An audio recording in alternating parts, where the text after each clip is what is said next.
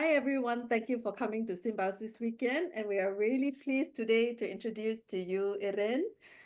She's from Switzerland and she's one of the mentees working with Andrea. So take it away. Thank you, Dorothy. So I'm going to share my screen 1 second. Here we go. This one. Voila. And here. So do you see the presentation? Oops, wait.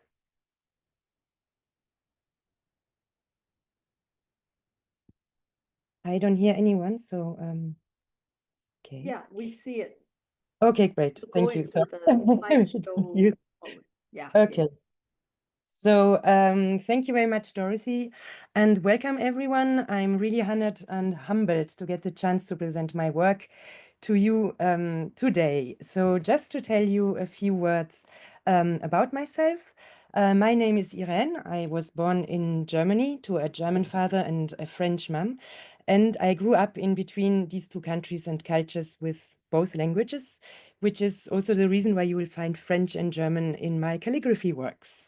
So given my binational background, I was very interested in the Franco-German history and political relations.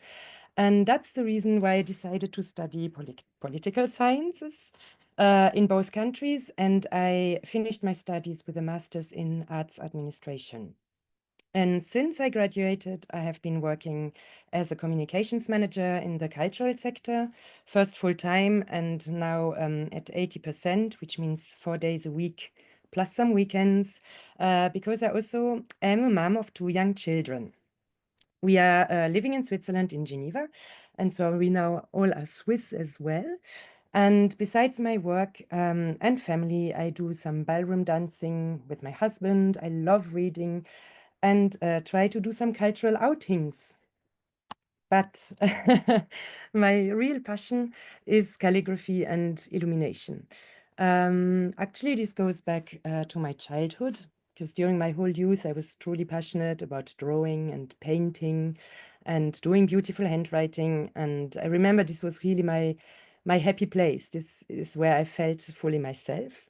And I also chose visual arts as a major at high school, where I got a prize for artistic merit at the end and so on. But despite the encouragements of my art teachers, I decided differently, as you know. But time passes and your past catches up with you, and you cannot quite escape your inner urges. So in 2020, when I was pregnant with my second child, I had a moment of panic. I thought, oh my God, I work almost full time. I have two children. I will have two children. And despite the fact that I love my job and I love my family, I need something only to myself. And so I had a very rational introspection. And I thought, okay, deeply inside yourself, what makes you feel at peace and happy and fulfilled? And I thought of my youth and thought, well, it's writing beautiful letters and drawing. So I decided that I would learn calligraphy. And then COVID arrived, and I have to admit it was quite a happy period for me because work stopped for a while and I suddenly had much more time. And all these amazing calligraphy courses with incredible international teachers flourished everywhere. And so I took a lot of them. And in 2021, I also started illumination. And then this year, this incredible opportunity of taking part in this mentorship journey arose. And I will be eternally grateful to you, Dorothy. um, so as you know, the topic of our group was Book of Hours. And I started personally to be very interested in the Book of Hours when I started studying illumination, because many of the illuminated manuscripts are actually books of hours. So what is a Book of Hours? It's a Christian prayer book, especially popular in the Middle Ages. And these books contained important dates and the prayers that structured the day according to the canonical hours. So there are 7 of them, and I listed them here on the right. The books were often quite small, so you could carry them around with you. And so you had no excuse at all for not praying at certain hours. And many people had one. And according to the budget of the owner, the books could be very simple and plain with only calligraphy on parchment, or they could be lavishly decorated with illuminated borders and verses and painted miniatures. And these books were actually mainly produced by craftsmen, also by monks, but mainly, I would say, by craftsmen. And so what do I like about the books of ours? First of all, I would say it's the unique personal aspect, because even if they contain more or less the same prayers, each book of ours is unique, especially if it was custom-made for the client. I'm also very attracted to the spiritual component. I like the idea of pausing at certain hours during the day, of having a moment of reflection, of turning one's gaze inward. And this can have a very spiritual component without being related to religion. And finally, I really like the artistic dimension of these books. I like the idea that the moment of introspection that I mentioned is connected to the contemplation of art and intricate craftsmanship. So how did I approach this topic? So for my 3 projects around the books of ours, I wanted to use contemporary texts that are spiritual but not religious. I wanted to use design to illustrate or deepen the sense of the text, either through personal or symbolic elements. I wanted to use illumination, exploring different relationships to light. And I wanted to feature the idea of a cycle of time passing that is actually inherent to the Book of Hours. And I wanted to create something that invites to contemplation. And my individual goals were to find new ways of expressivity and test different techniques in materials in order to find my own artistic path. So my 3 works are moving from traditional to minimalist, and each of them explores a different material: parchment, paper, or porcelain. So let's start with the first, the traditional one. The aim of this one, was to explore the structure, the layout, and decorative elements of ancient manuscripts, and to create a page that could be an excerpt from a traditional book of ours, but using a modern text and an illustration created especially for the text. And for this one, I would use traditional calligraphy and traditional illumination techniques and miniature design, using parchment and ink, gold leaf, and pigments. And my inspiration for this one was the book of ours called Les Belles Heures du Duc de Berry, which you can find at the Met Museum. You can watch it online. The text I chose for this piece are the lyrics from the song Prière païenne by Belgian songwriter Jacques Brel, a singer I really like very much. And I attempted a translation here.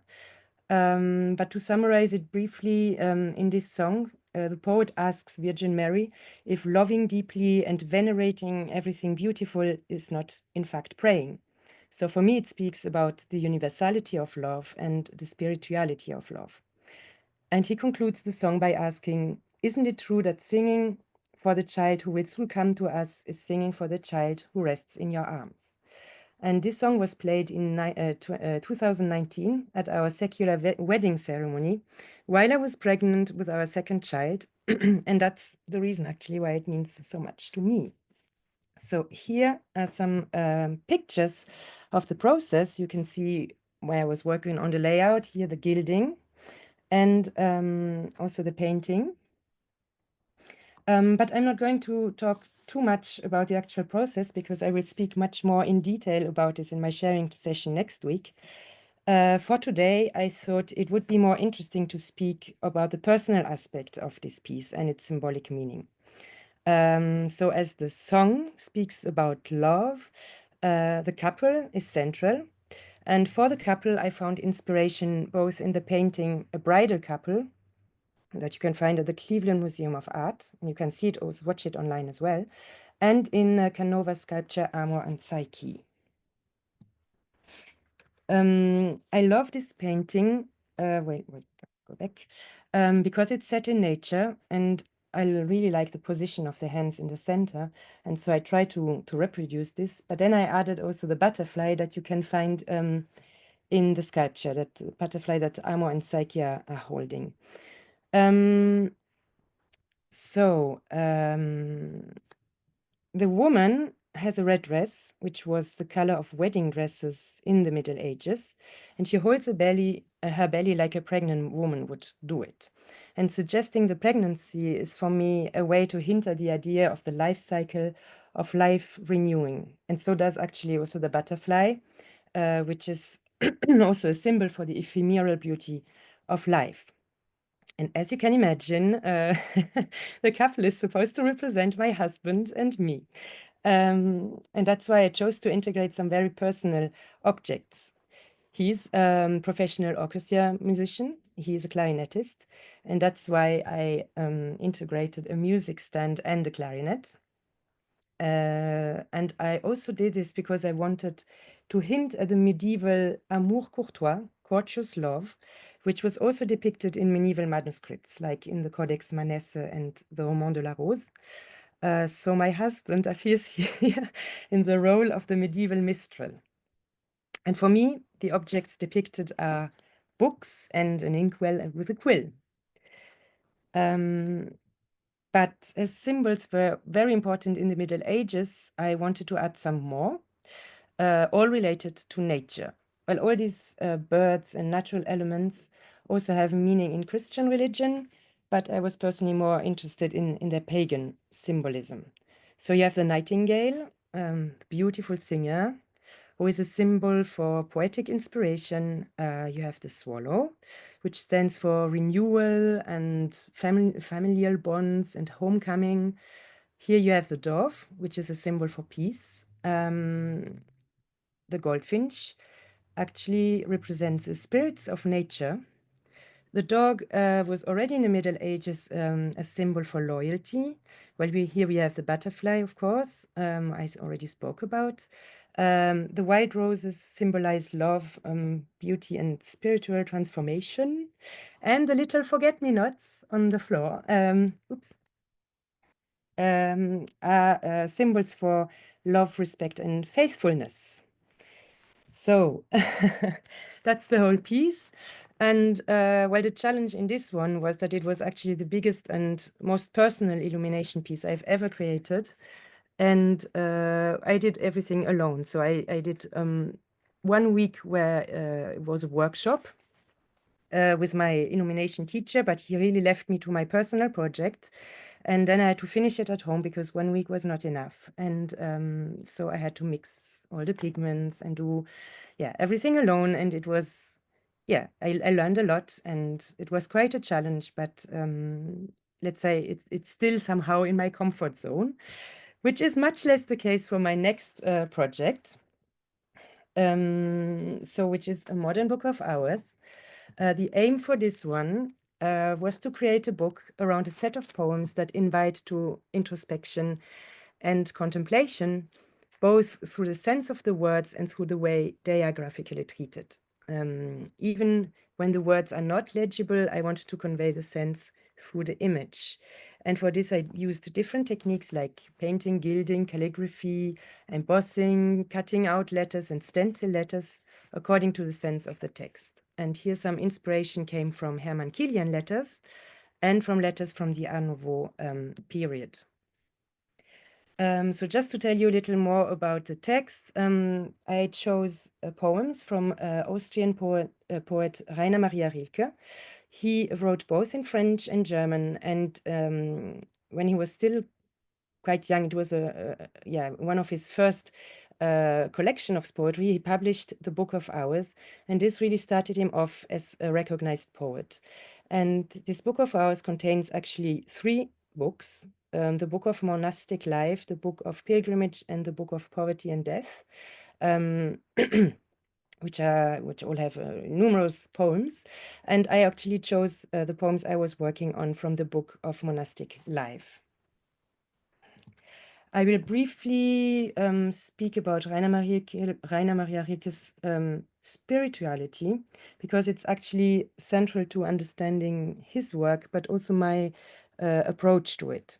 So I would say Rilke is not a religious, but a very spiritual poet with a mystical and pantheistic worldview, which means that for him, the divine is everywhere. It's in nature, it's in ourselves, it's in the experiences we make. And in many poems, he explores the interconnectedness of all beings, expressed through the metaphor of circles and layers of life. For him, life and death are part of the same metamorphosis. The main topic in the Book of Hours is the human quest for understanding God. Rilke has quite a tender view, I would say, on human striving. He considers that everything humans accomplish is incomplete and ephemeral and will never be sufficient to grasp the divine. But during the process, the humans are closest to the divine. And Rilke creates a parallel with the artist's quest. For him, artistic creation is a way to find God. And for him, his art is a kind of spirituality. And the radicality of his approach lies in the fact that he addresses in his poems God directly with the informal du, as you say in German, which suggests a certain familiarity and intimacy. So it's like talking to a friend. So the concept for my modern Book of Hours was that I took 8 poems from the first of the 3 books, and I spread these 8 poems over 7 double pages to correspond to the 7 traditional hours of prayer. And I don't mention these hours of prayer, I don't write them, but I suggest them through the color of the paper. So going from black over gray to white paper and then back gray and black. I wanted to create this as a Leporello book with a closed back to suggest the idea of a cycle. So let's take a tour of the book. So poem 1, let's start with the first poem. It's early in the night still. In this poem, the first person narrator talks to the darkness from where he hails. He says he loves the darkness more than the insignificant flame that limits the world by shining for a restricted circle. For Rilke, the darkness holds everything to it, and at night he can sense an enormous force steering next to him. And he concludes at the end by saying, I believe in nights. So the opening line, you darkness from where I hail, hints for me at the mystery of the origin of life. And this is why I chose an ammonite as a symbol for the first forms of life on Earth. And the letters of the first stanza of the poem are written inside the ammonite from inside out, and the space in between is cut out. And in this poem, Rilke also mentions the flame that shines only for a restricted circle. And so the ammonite became my restricted circle, through which the gilded shape behind is shining. And this gilded shape could be the flame of a candlelight or a star, or it could even be an allusion to the Big Bang, like the start of our universe. And so next you can see some images of the process.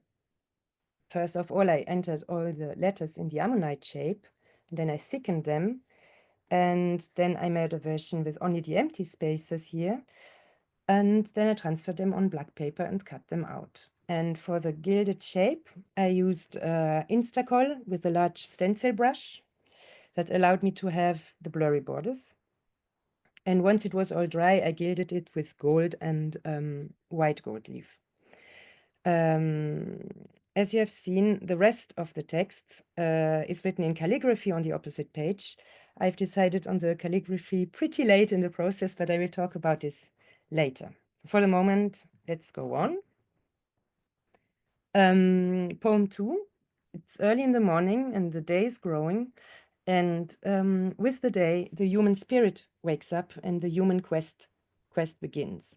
And this poem starts with the question, why are my hands erring in the brushes? Here, the first person narrator addresses God directly, telling him that when he attempts to paint him, God barely notices it, but he, the painter, feels his presence. First hesitantly, at the seam of his senses, he says, and then more and more. So the musing human being, the artist, becomes a space where the divine can unfold and where God finds his ultimate home.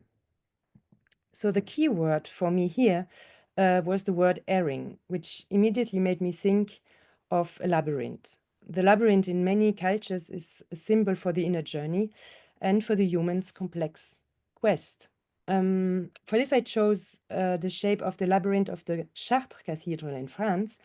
First of all, because I find it very beautiful, and also because there are no dead ends. It's actually a winding and continuous path, which allowed me to write the letters all along. I also liked very much the closed circular shape of the labyrinth, because the poem expresses that it's only through the brain and thoughts of the human that the idea of God exists. And in this sense, the shape could be a brain or an eye. And with all the colors I added in between, it could also be a painting palette or a rose window. So here are some process pictures. First of all, I tried to fit the letters of the poem into the labyrinth shape, and I admit this needed several attempts. Then I traced the actual letter shapes. I chose Lombardic letters for this one because I wanted to have thick letter shapes. And here, the last one, I finished the sketch on the tracing paper without the structure of the labyrinth, and I quite liked it because it looks like an explosion.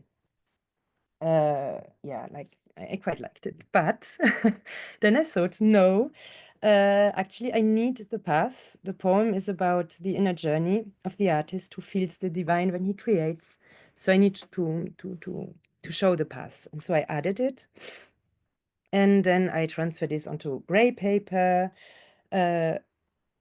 which meant drawing all the letter shapes again.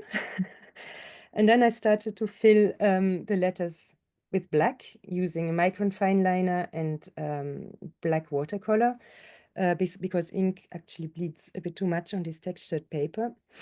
And yeah, and then I started filling it in. But again, here I'm going to speak about this a bit more at the end because this was a bit painful at times. Poem number 3. So here the day has started and the human beings are as busy as ever. In this poem, the narrator describes the humans, the artists, as workmen who build in order to honor and to reach God. And he makes a parallel with the process of building a cathedral. He mentions the shaky scaffoldings, the heavy hammers that resound tirelessly until it darkens and until the coming contours of the constructions can be perceived. And this poem actually conveys a very fervent and very enthusiastic atmosphere. So here my idea was to build something up, something that doesn't exist at the beginning, that starts as an idea, hence the empty spaces, and then becomes more and more tangible as the contours become more defined. So here the letters are suggesting the scaffoldings and the space in between the bricks. And I also wanted the piece to convey a certain restlessness and fragility despite its imposing size. So here you can see the process. I started with a draft that was far too detailed. Then I selected the inner spaces, and then I made an attempt of building something up. But then I found this piece a bit too chaotic to my taste, for my taste. And I came back to draft number 2, and I made a stencil from this. So the first picture is the actual stencil, which continues, of course, on the left, but here's only part of it. Then the second image is the stencil once it had been used, and the third picture is the outcome, let's say. And now you will see I selected also some the parts I wanted to cut out, and then I cut out the rest. Voila, like for the workman, despite it was quite long and tedious, but enthusiastic. So now we're in the middle of the day. Sorry, oops, no, I doesn't want. Ah, yes, here. Middle of the day and in the center of the book. And I wanted this to be actually a moment of peace and harmony, something suggesting the highest noses a human could reach at the time of the day where he is the most awake. And this piece you can find in nature. So I chose two poems that for me suggest trees. They are not close to each other in Rilke's book, but I wanted to confront them in mine. So there's poem 4 on the left and poem 5 on the right. In poem 4, the narrator says that he lives his life in growing circles. He says he circles around God, the immemorial tower, for thousands of years, not knowing if he's a falcon, a storm, or a great song. Well, for me, this expresses the eternal quest for understanding the mystery of life. This mystery is the central, unwavering constant around which everything is moving. And in poem 5 on the right, the narrator addresses again God, saying that he finds him everywhere, from the smallest seed up to the highest treetop. And he mentions again that wondrous force that transcends everything in a good and serving way, and that you can sense when you act like a brother. So, as I said, these two poems made me think of a tree. And to connect them, I decided on a design that resembles the inside of a tree. It's what you would see if the stem was cut. For me, the stem here symbolizes the connection between the bottom and the top. It is where this mysterious force of life is acting. And also the stem grows in circles. That's why I was thinking of this image in particular. So here again, growing circles, seeds, fruits, stem and treetop. And again, same process as you saw for my previous pieces, with a draft and then empty spaces, a stencil, stenciling. And here actually, to create the bark around, I also used a piece of paper of the same shape, and then I just used the stencil brush around it. Poem 6. So this poem is for me the twin of poem 3, but in the opposite way. While in poem 3, the workmen were building fervently, here the narrator feels doubt crawling up. He says, "We built you with trembling hands, but who could ever complete you, you cathedral?" And he asks, "What is Rome? It's falling apart. And what is the world? It is shattered before your towers have cupolas." But then he consoles himself by saying that in his dream, he can see the completed work and his senses build the final ornaments. So for this work, here are the keywords again. For this work, my approach was pretty straightforward. For the first part, I wrote the text vertically and made it crumble down. I wanted it to be in the same colors as poem 3, but presented in a much more chaotic way. And for the second part of the poem, where he imagines the finished cathedral in his mind, I also wrote vertically, but I chose embossing to suggest that this building is only an imaginary construction. And for the letters, I wanted, for this second piece, geometric shapes to suggest the mosaic, as mentioned in the text. And also because these geometric shapes were kind of easy to emboss. I also added some gilding to suggest the cupolas and final ornaments that he mentions in the text. Well, now poem 7. We are reaching the end. In this poem, the sound of the bell, the metallic beat, as he says, indicates that the day is coming to an end. The senses of the narrator are awake. He feels he could grab the plastic day. That's how he says it. It's an almost solemn moment. Nothing is completed. Everything is standing still, leaving room for everyone's interpretation and feelings.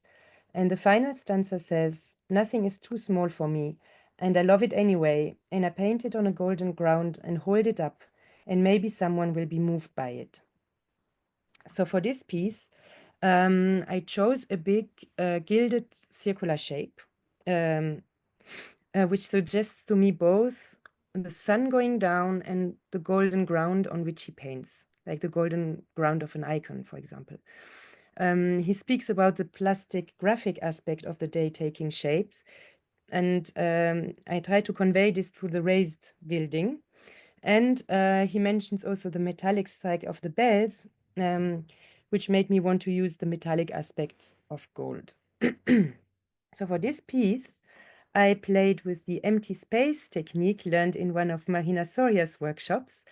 I first designed the text with Hermann Kilian minuscules, which I learned from Yuki Miyanand. And then I identified the shapes I liked around the letters using tracing paper.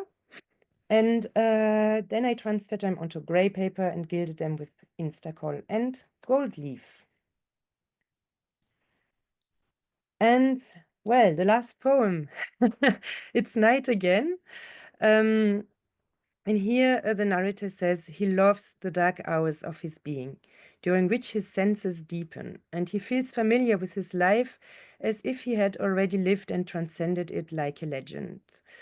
In these moments, he says he feels that another life, which is extended in time, is waiting for him, and that maybe things will be accomplished in this other life that he didn't manage to accomplish.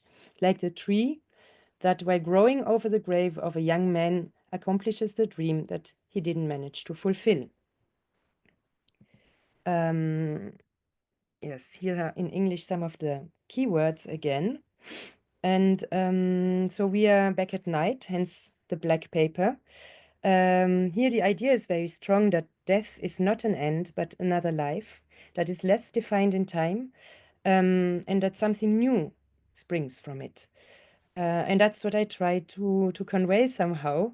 So the cuttings are symbolizing something that falls apart, emptiness, like the grave, from which something new is growing, like the roots of a tree. And that's why I chose organic, interconnected shapes and these earthy colors. And you may have realized that it looks similar to poem 3, where they were building up the cathedral. At the beginning, there's nothing, but then there's an idea of a dream or a dream which then materializes. So this poem is actually the end of the book. And the idea of the cycle is conveyed by the shape of the book that leads back to the beginning.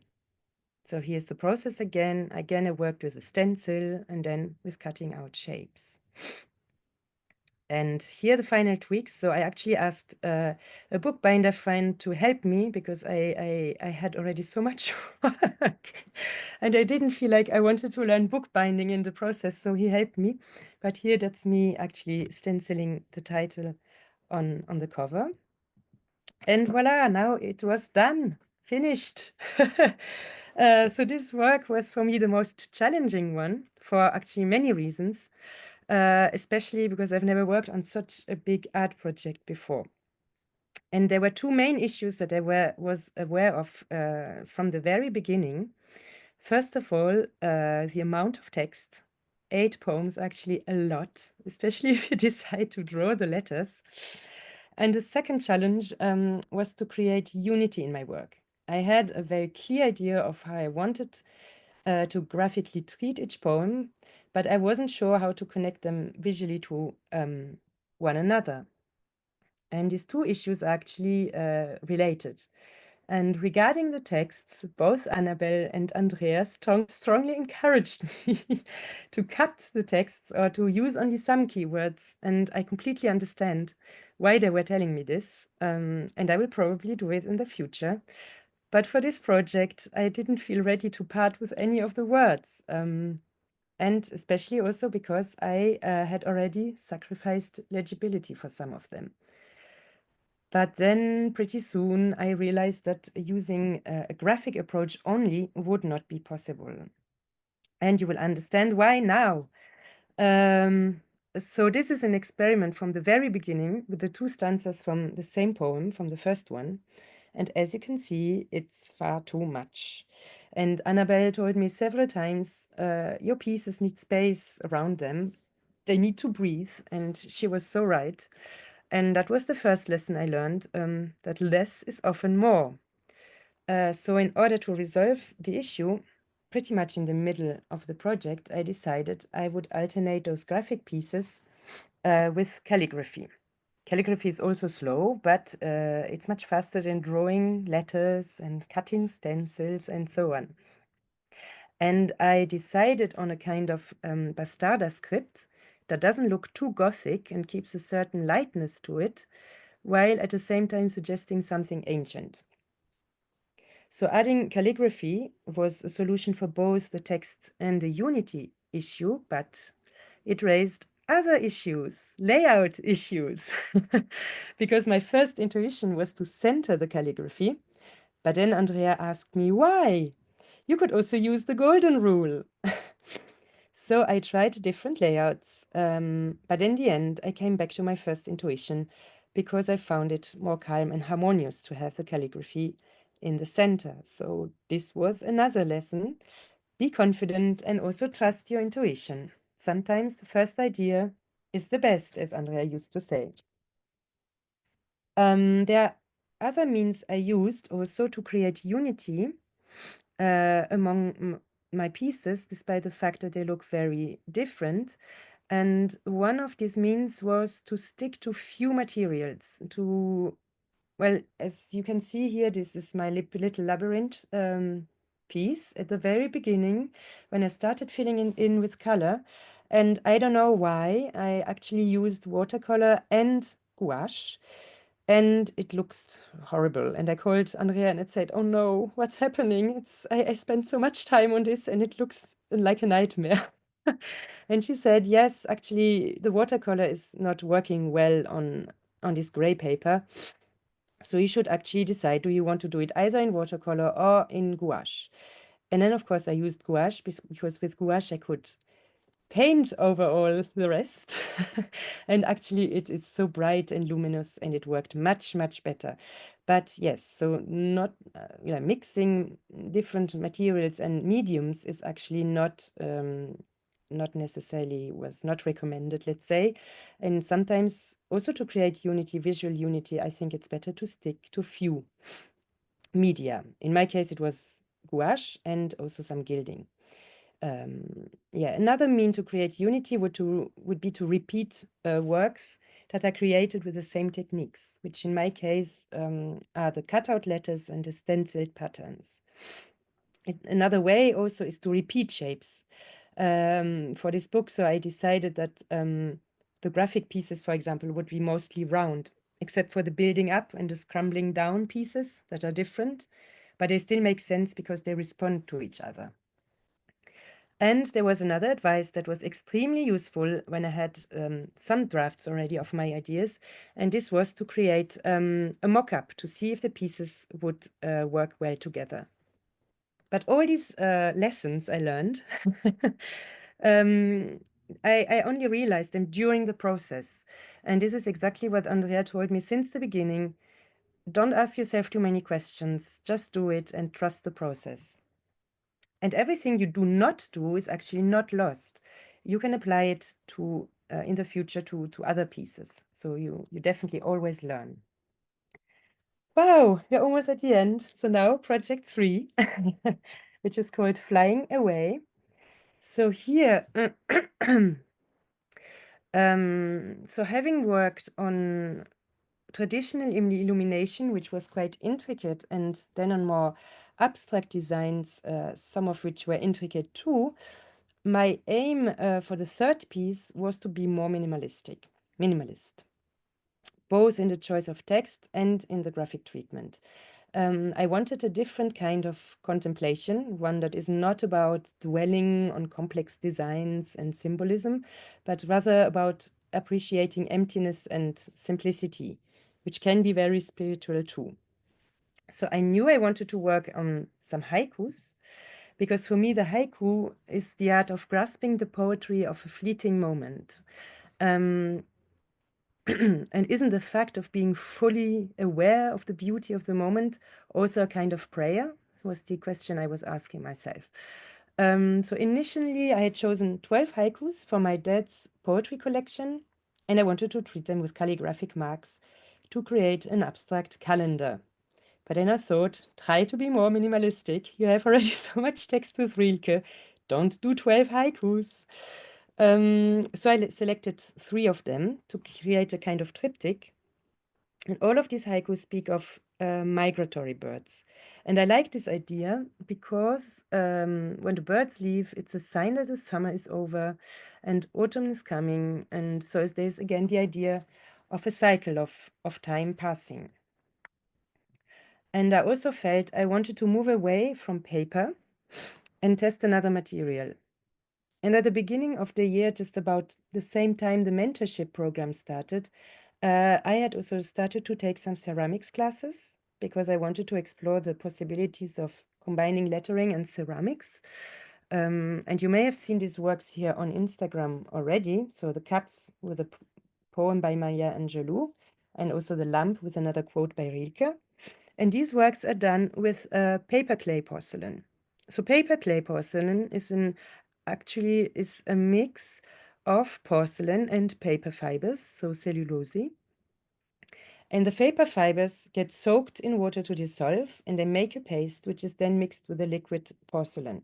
Toilet paper apparently works very well for this, I learned. So thanks to the paper fibers, the porcelain becomes more extensible and malleable, and it sticks even better together. And that's the reason why paper clay porcelain is often used to create weird and complex shapes that also look more light than works that are made of clay. The paper fibers then disappear during the firing process, but the shape stays more or less in place. And the malleability of this material also allows to make very thin shapes and to play with transparency. Oh, wait. And this transparency was one of the aspects that interested me most, sorry.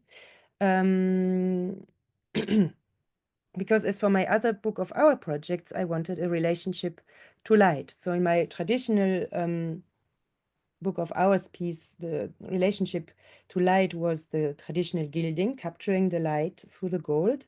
In my book project, in the Rilke book project, the light shines through the cuttings. And here I wanted to explore transparency. But then I needed to find an idea related to the book. And I thought I had parchment sheet for my first project and I had paper for the second one.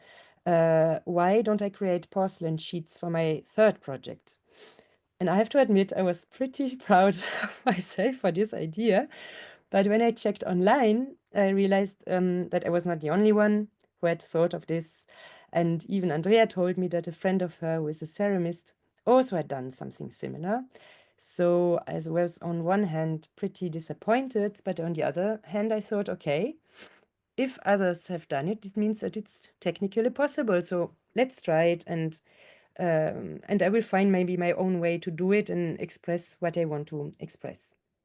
So I talked to my ceramics teacher about it, and I did a whole weekend workshop with her, where she showed me how to create these thin porcelain slabs from which to create my sheets. And here are the pictures of the process. So this here on the bottom of the first picture is the paper clay, which is then passed through a sieve. And then it's poured and spread over a surface which has been covered with talc so that it doesn't stick to it. And once this has dried a bit, you can flatten it out a bit more with a roll, like a pastry. And then you transfer it on a plastic surface where you can cut it and start to sculpt it. So here are a lot of small sheets I made, and I didn't write anything on them, they're empty. And then there are the ones where I carved the haikus into them. And for each of them, I tried to convey some of the content through the layout of the letters. So the first one is the one about cranes, the crane's flight, with this typical triangular shape. The second is about the swallows in a lighter script. And the last one are a lot of little capitals that are spread like a bird's swarm. So the sheets were sculpted, and the little sponges here held them into place while they were drying. And that's what they looked like once they were fired. Unfortunately, one broke, next one. But luckily, I had made a second one with the same text. It was the swallow piece. But the fact that it broke made me very nervous and very afraid to touch these pieces.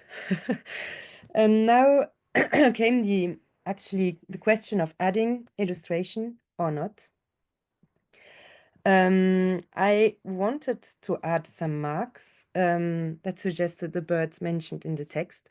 And my initial idea was that the first thing you would see from far away would be the marks, and only when approaching the sheet you would discover the text. So here I did different tests, one with geometric shapes and some more organic shapes and so on. So these are tests I did on Procreate, but I wasn't quite convinced, and I have to admit I was completely freaked out of painting directly on the porcelain.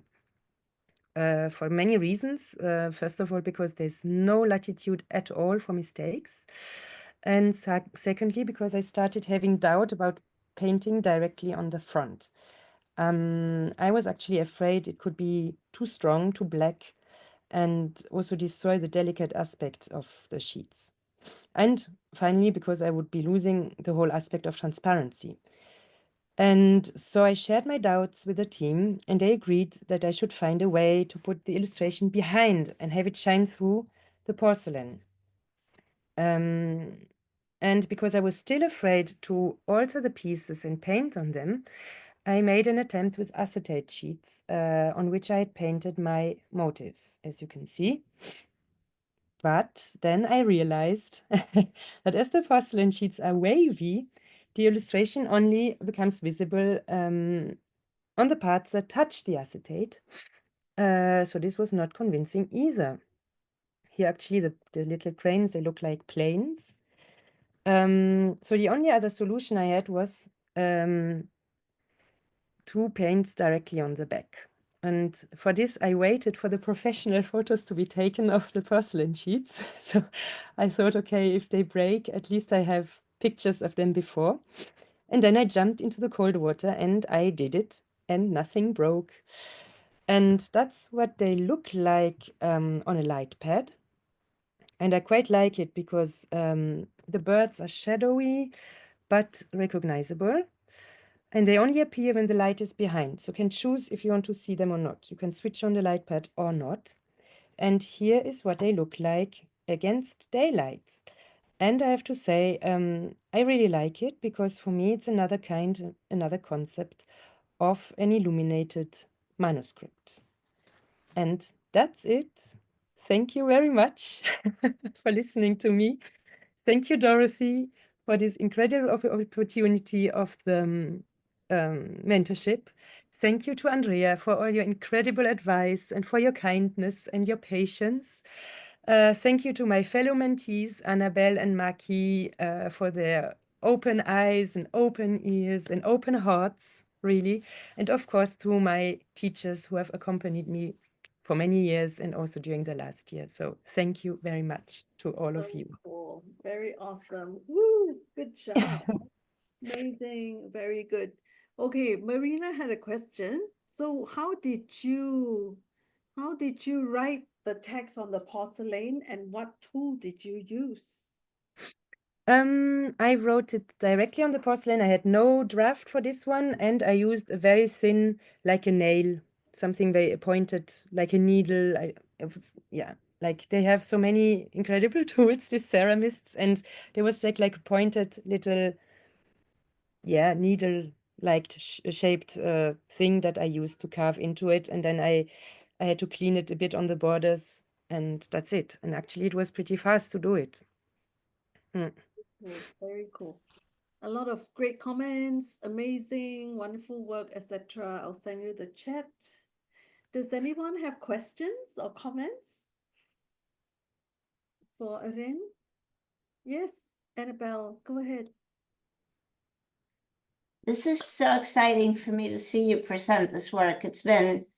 I feel like you're like my little sister, and it's been such a fantastic journey to go through this with you. I think your work is exquisite. Your thought process is so spot on and so deep, and it's just so, and your craftsmanship is so precise. That's something I can't control at all, so I really admire that of you, and it's just I'm so proud of you. I'm like emotionally so. Oh, thank you so much. Congratulations. Oh, It so was sweet. really so enriching to have Annabelle in my group because we have so different approaches, and I feel always so not jealous, but so admirative of her expressivity and spontaneous way of creating art. And it's like, wow, I mean, how does she do this work in such a huge on such a huge scale while I'm working on this miniature scale? And Yeah, but this you went way. deep down. You were like, you Yeah. know, it's like It's both are ways actually of yeah, that's what I found so enriching. Both are ways of going deep down into yourself, and yeah, and it really opened up such another world to me. So thank you, Annabelle, and I was really happy, and it was so rich everything you told me, and yeah, I really felt it was part of me growing in this journey. So thank you so much. yeah, likewise. And Andrea did fabulous because Andrea was like on the sidelines, sort of pulling us each in different directions. So thank you, Andrea, as well. I'm kind of into tears already. I can feel it like here. Absolutely fantastic, Irene. And I have to say, I mean, Annabelle and I and Marky, we have seen your work like 1,000 times now.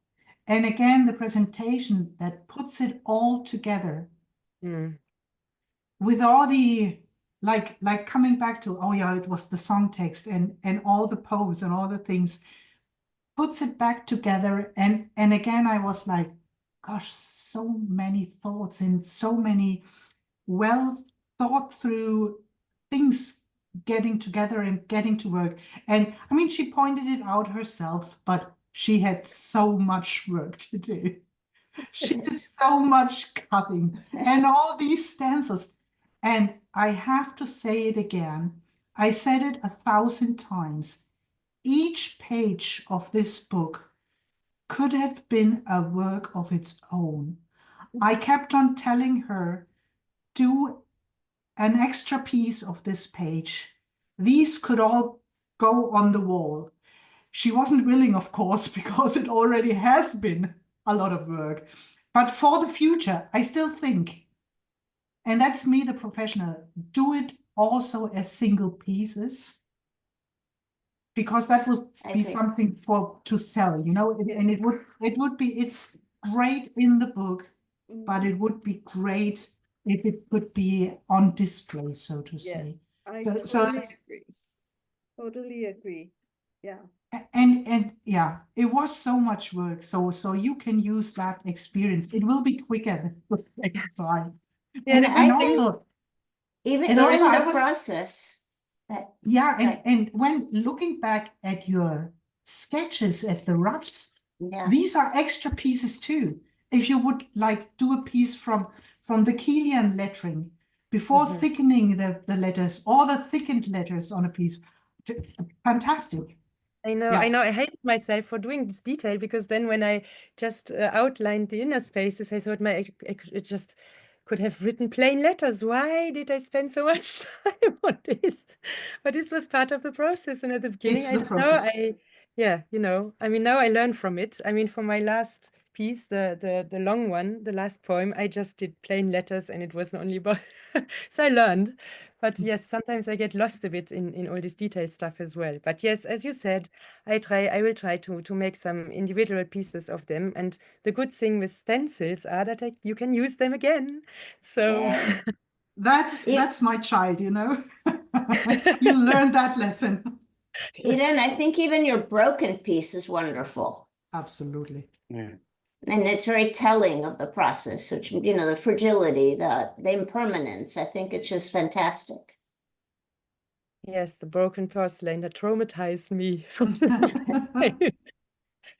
Marina, you've seen some of your you know, the empty space being used, you know, the techniques, and also recognizable, but there is such a personal take to it, you know, what Irene did with it. Yeah. Please go ahead, Marina. Oh yeah, what I was going to say is that there is kintsugi, this technique from the East that will repair the broken pieces, makes that piece more unique. because never a thing will be broken in the same way. And instead of hiding the wound or the scar, you're making that evident. So that makes it much more beautiful. So you shouldn't be scared about breaking your stuff, because those are the scars. That's your world. That's the real life. We have scars and we have to embrace them. That's it. And also, I'm very honored that in some way I could inspire you, because you did it in your own way. And that is what I always encourage people to do. We take 1 billion workshops, and that's great because we learn from other people, but we have to make those ideas ours. We have to find very deep within ourselves how this technique, in a way, will resonance on whatever we live or on whatever we want to say. And the last thing I wanted to say is that because of my own experience as a book artist, and because I was advised in the Codex Art Book Fair, your book is beautiful and it should be in a museum, in an archive, in a university, so that a lot of people could see it and be inspired by. But just like Andrea said, you should have seldom pieces or unique pieces or separate pieces or reproductions, whatever, to make your art democratic. And that is what I learned from Codex. With your piece, a lot of people could study techniques and could study calligraphy. But if they want to own a little piece of you, you have to make a limited edition. Okay, so I go and back you will earn a lot of money. And that is another thing. People are scared of sharing their stuff because they say, who's gonna care? Who's gonna buy this?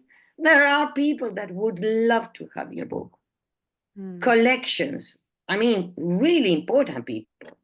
And so you have to have the courage. Once again, I'm always talking about courage, about giving that big step to the empty space. No. So that's I it. would have to do a Congratulations, your work is stunning. Because thank you so much. Yes, because I said I would have to do a production, because after all this time spent on it, I feel like I couldn't give it away. But yeah, of course, you shouldn't give it away. I mean, there are things like an artist, you should keep your own process along life. I still keep some of my paintings as a student on the School of Arts. So you should keep parts of this process on your life to see how you have evolved. But you could make reproductions, you could copy yourself in some way and do limited editions of your work. There are so many possibilities. You could make single pieces and reproduce them or sell them by being single pieces.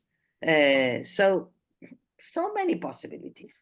But definitely your work is stunning, and I love all the deep thought behind everything, behind the technique, behind the using of text, behind studying all the symbolism, and there is no gap.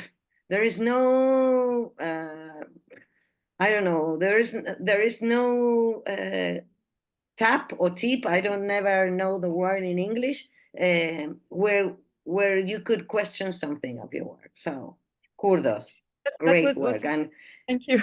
That was actually really and great work, Andrea, because you've been coaching these two masters of art, and that was stunning as well. I wanted to say, really, I mean, like, there's no space for like, everything was an artistic decision, and this was also thanks to Andreas and Annabelle's, but Andreas' questions, because she was asking, like, questioning everything. Why are you doing like this? Then I had to explain it, of course, and I had an idea why I was doing it, but she really like asked us, and I really like this, as you said, this mentorship program really brought something out of me, because before, as you said, I was also taking classes, and I was like the good student who does what is taught, but this mentorship really allowed me to use the techniques and to make something personal out of it. And I think it's the first time I actually do something really personal with what I've learned. And this was also thanks to all this questioning, and because like it was like going it was like going to the psychiatrist, you go somewhere and therapist ask you the right Therapist. question. Exactly. First, it's like a therapy, but also he's not telling you what to think or what to do when you have an issue. He's like only asking you the right questions. And in the work, you are doing the work, but you must also be willing to do the work on yourself and so on. But it's so good to have someone who is asking you the right questions to bring you in different directions, or to find in yourself resources that you wouldn't suspect. And this was really, I think, the force of this and the strength of this mentorship program. And I learned so much that I will now be able to apply, and I will have a completely different approach, I think, to doing art than before. So thank you, everyone. Thank you. So good. So the art of questioning, this is a thing that every mentor needs to have. To question everything. And I think that right now, Irene and Annabelle, I think that Andrea now lives inside your head. Because I have heard from the previous cycles of mentees that whenever they are doing art, they hear the mentor's voice inside asking them questions. Oh, it's so funny. But anyway, thank you so much for sharing. It's wonderful, amazing to see your process and your work. And I'm going to stop the recording because it's past the hour. And yeah, thank you everyone for coming and sharing in Irene's journey.